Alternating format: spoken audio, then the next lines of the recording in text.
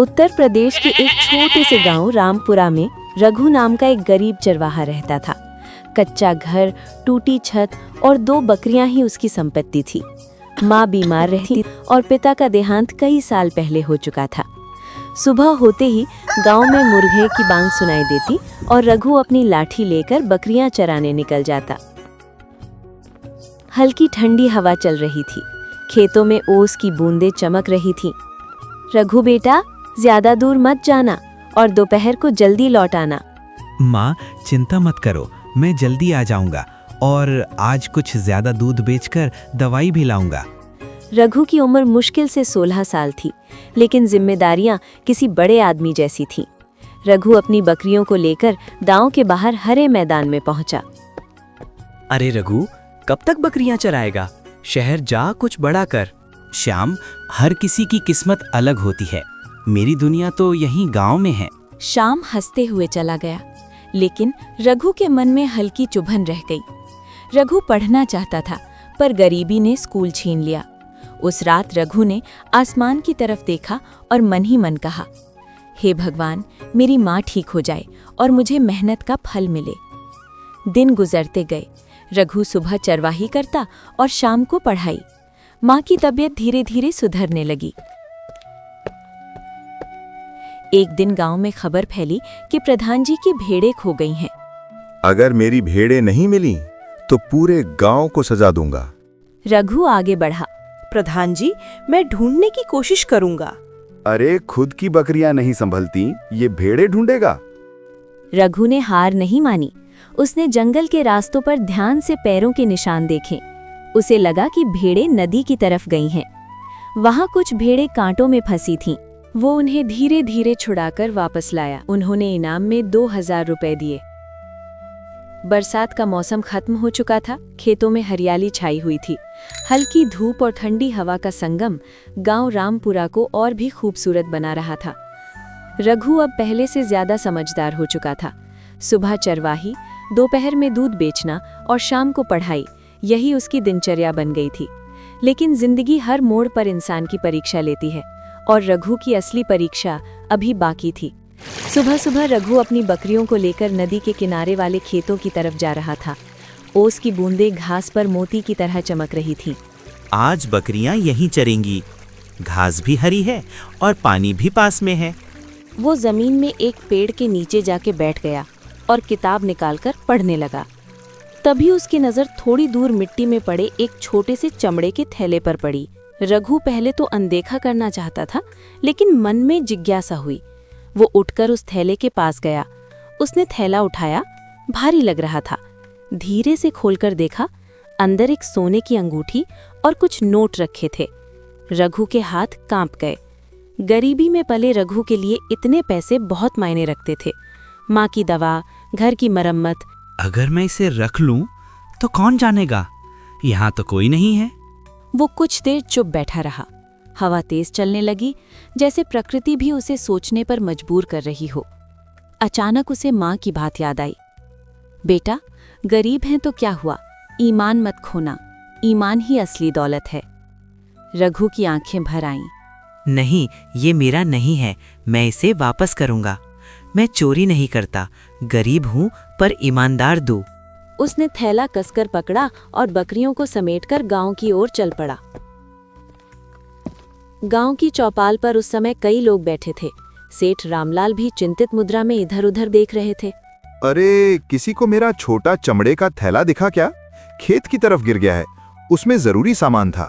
सेठ जी, क्या ये आपका है? अरे हाँ, यही है। बेटा, कहाँ मिला? नदी वाले खेत में पड़ा था। गांव के लोग हैरानी से रघु को देखने लगे। अरे, इसमें तो सोने की अंगूठी भी थी ना? सब कुछ ज्यों का त्यों है।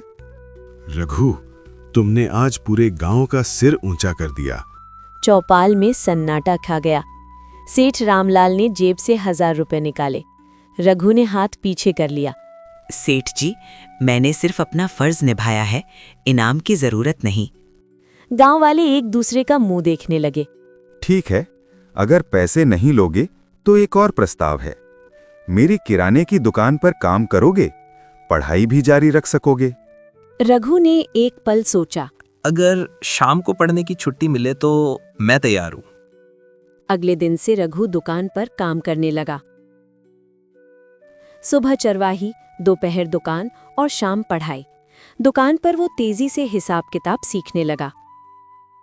एक दिन रघु, ये जोड़ घटाना तुमने कहाँ सीखा? मास्टर जी सिखाते हैं, वो बहुत अच्छा पढ़ाते हैं, जो समझ आता है।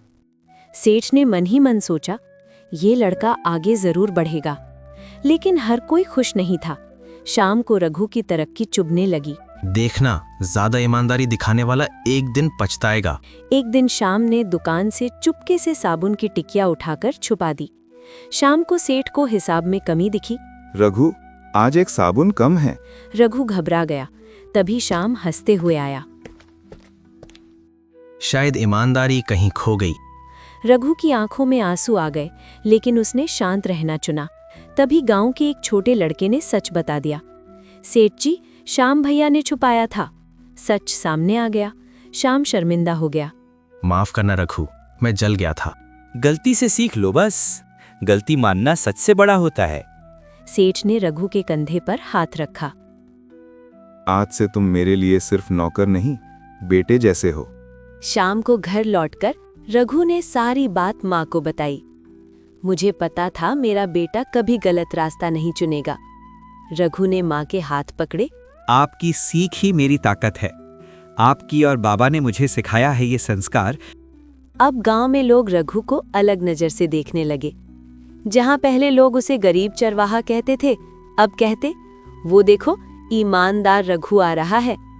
उसकी मेहनत और सच्चाई ने धीरे धीरे उसकी पहचान बना दी थी। एक रात रघु दुकान से लौट रहा था। आसमान में तारे चमक रहे थे। वो रुका, आसमान की ओर देखा और मन ही मन बोला, भगवान, अगर हर परीक्षा में आपने ऐसे ही साथ दिया तो मैं कभी हार नहीं मानूंगा। समय किसी के लिए नहीं रुकता। रामपुरा गांव में भी दिन बीतते गए।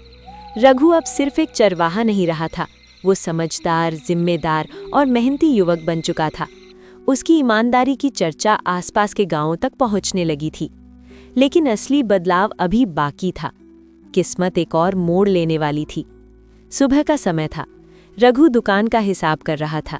रघु बेटा, तुमने इस महीने का पूरा हिसाब मुझसे पहले बना दिया। अब तो तुम मुझे भी सिखाने लगे हो। सेठ जी, बस सीखने की कोशिश करता हूँ। धीरे धीरे आदत हो रही है आपके साथ काम करके। रघु ने देखा कि गांव में दूध और दही की हमेशा कमी रहती है। लोग शहर से महंगा सामान मंगवाते थे। उसके मन में एक विचार आया, अगर मैं गांव में ही अच्छा दूध और दही बेचूं तो लोगों को फायदा होगा और मुझे भी कमाई। शाम को उसने माँ से बात की। बेटा, हमारे पास ज्यादा पैसे नहीं हैं। थोड़ा थोड़ा बचाया है और मेहनत तो है ही, बस आप आशीर्वाद दें। माँ ने आशीर्वाद दिया। अगले दिन रघु ने अपनी 2 बकरियों के साथ एक और गाय खरीदने का निश्चय किया। उसने सेठ रामलाल से सलाह ली। देखो बेटा, व्यापार में धैर्य जरूरी है। कम कमाओ पर सच्चाई से कमाओ। जी सेठ जी, मैं पूरी कोशिश करूंगा सेठ जी, बस आप लोग साथ दे मेरा। वो एक गाय खरीद कर ले आया। शुरुआत आसान नहीं थी। सुबह 4 बजे उठना, पशुओं को चारा देना, दूध निकालना और फिर घर घर पहुंचाना। एक दिन शाम रास्ते में मिला। अब तो बड़े व्यापारी बन गए हो रघु। अभी तो बस शुरुआत है, आगे आगे देखो होता है क्या। धीरे धीरे गांव के लोग उसके दूध की तारीफ करने लगे। रघु का दूध शुद्ध है, पानी की मिलावट नहीं। यही उसकी सबसे बड़ी पूंजी थी, भरोसा। लेकिन हर राह आसान नहीं होती। एक रात तेज बारिश और आंधी आई। गाय का बाड़ा कमजोर था। सुबह देखा तो बाड़े की एक दीवार गिर चुकी थी और गाय चोटिल थी। हे भगवान, अब क्या होगा? रघु ने गांव के वैद्य को बुलाया। गाय का इलाज शुरू हुआ और कुछ दिन में गाय ठीक हो गई। अब रघु को लोग चरवाहा नहीं, रघुनाथ जी कहने लगे थे। लेकिन उसने कभी घमंड नहीं किया। वो अब भी सुबह खेतों की ओर देखता, मिट्टी को छूता और मुस्कुरा देता। मैंने अच्छा किया। अगर उस दिन मैंने वो सोने की अंगूठी रख ली होती तो शायद आज यहाँ न बैठा होता। रघु, तुम्हारी किस्मत सच में बदल गई। किस्मत नहीं श्याम, मेहनत बदली है।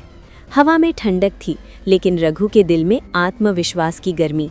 जब मेहनत, ईमानदारी और धैर्य साथ हों तो मिट्टी में रहने वाला इंसान भी आसमान छू सकता है।